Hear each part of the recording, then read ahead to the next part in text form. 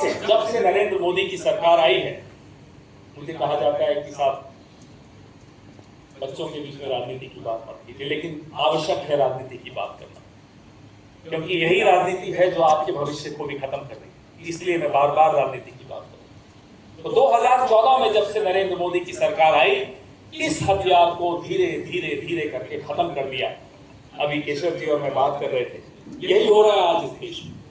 और राहुल गांधी ने, मल्लिकार्जुन खड़गे साहब ने बार बार ये पोल खोली है इस सरकार की साथ, वोटर लिस्ट में आदिवासियों के, दलितों के, अल्पसंख्यकों के नाम काट लिए जा रहे, गरीबों के नाम काट लिए जा रहे। क्यों? आज वो वोट छीनेंगे, कल जमीन छीनेंगे, कल वो जमीन छीनेंगे, परसों पहचान छीनेंगे, और एक दिन ऐसा आएगा आपकी नागरिकता छीन लेंगे। मूल निवासी को कहा जाएगा आप बाहर से आए हो, कागज नहीं है आपके पास, कागज दिखाए। बहुत चला।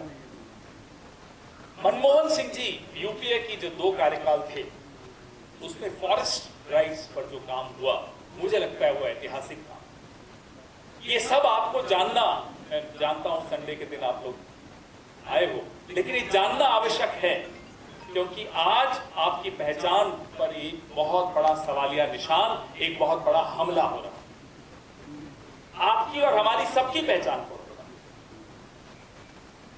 कल जब आप इस विद्यालय से निकलेंगे, अपने अपने हॉस्टल से निकलेंगे, जिंदगी में नए संघर्षों के लिए, नौकरी के लिए, व्यापार के लिए, ज्ञान के लिए और ज्ञान अर्जन करने के लिए, तब आप पर कुछ ऐसे नियम कानून दिल्ली से थोप दिए जाए कि नहीं साहब आप यही कपड़े पहनेंगे, यही भोजन खाएंगे, इसी भाषा में बात करेंगे, यहां नहीं रहेंगे, वहां रहेंगे, आपको कैसा लगेगा?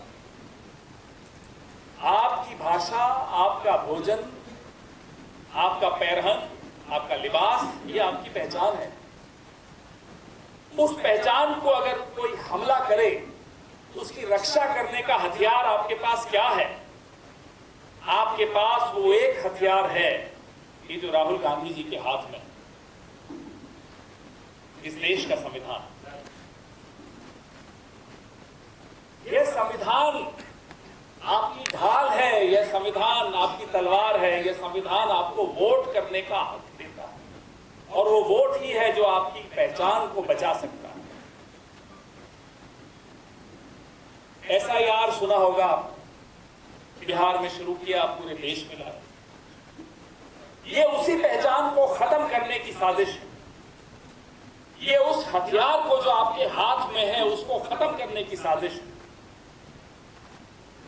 अरे आदिवासी, मूल निवासी तो यहां तब से हैं जब कागज का आविष्कार नहीं हुआ था। उनसे कहते हो कागज दिखाओ, वो कागज दिखाएंगे आपको, नहीं तो उनका वोट खत्म कर दिया जाएगा।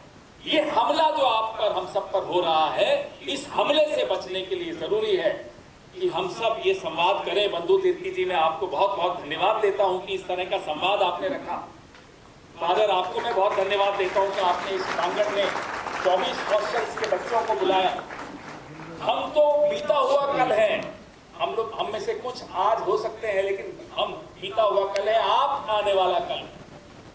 और आपकी पहचान के लिए राहुल गांधी 4000 किलोमीटर पैदल चले इस देश में। इन्हीं तलवार छीनने का हक किसी को नहीं है, मेरी डाल छीनने का हक किसी को नहीं है, मेरा वोट छीनने का हक किसी को नहीं है। आप में से सब 90% जो इस हॉल में बैठे हैं, उस 2, 3, 4 सालों में, 5 सालों में वोट देंगे पहली बार, और जब जाएंगे वहां लिस्ट में नाम नहीं होगा, कितना बुरा लगेगा। यही हो रहा है आज इस देश में। और राहुल गांधी ने, मल्लिकार्जुन खड़गे साहब ने बार बार ये पोल खोली है इस सरकार की साथ, वोटर लिस्ट में आदिवासियों के, दलितों के, अल्पसंख्यकों के नाम काट लिए जा रहे, गरीबों के नाम काट लिए जा रहे। क्यों? आज वो वोट छीनेंगे, कल जमीन छीनेंगे, कल वो जमीन छीनेंगे, परसों पहचान छीनेंगे, और एक दिन ऐसा आएगा आपकी नागरिकता छीन लेंगे। मूल निवासी को कहा जाएगा आप बाहर से आए हो, कागज नहीं है आपके पास, कागज दिखाए। इस षड्यंत्र से, इस साजिश से बचना जरूरी है, और आपके हाथ में है हम सबको, इस समाज को, इस देश को, आने वाली पीढ़ियों को इस साजिश से बचाना। और बड़ी गंभीर साजिश नहीं, ये कोई गलती से नहीं हो रहा, ये जानबूझकर किया जा रहा है। और उनको आपकी पहचान से भी शायद कम दुश्मनी होगी।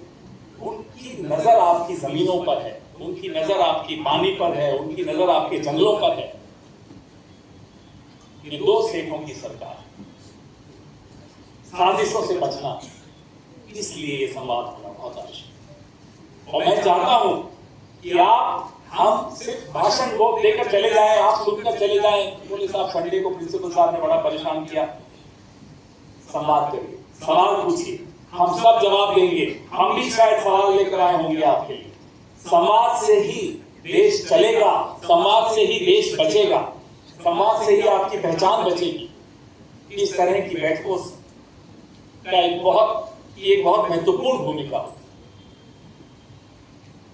मैं बंधु तिर्की जी आपसे भी आग्रह करूंगा, केशव जी बैठे हैं यहाँ, आज सूचना का अधिकार, राइट टू इंफॉर्मेशन, सुना है आपने? आरटीआई, आज उसको 20 साल पूरे हुए।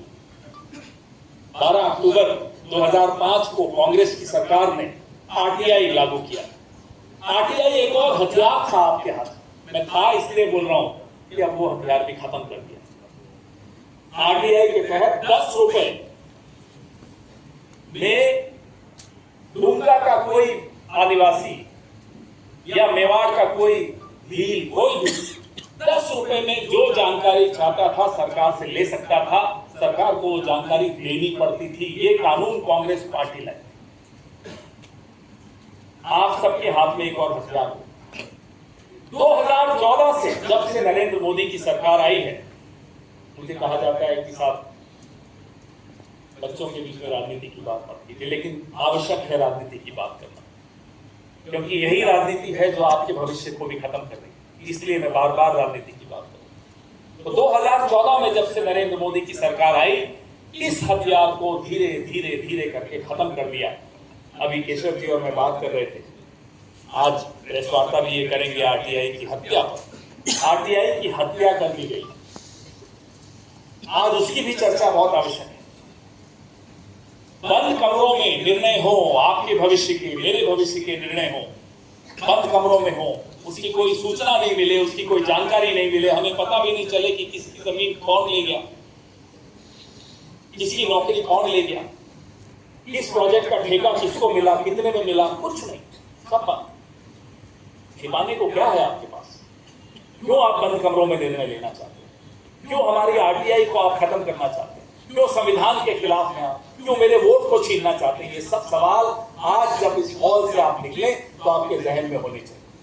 ज्यादा लंबी बात नहीं करूंगा, क्योंकि मैं आपकी भी सुनना चाहता हूं। हम चाहते हैं कि आप लोग भी सवाल पूछिए, इसलिए मैं अपनी बात को यहीं विराम देता हूं। जोहार, जय भारत।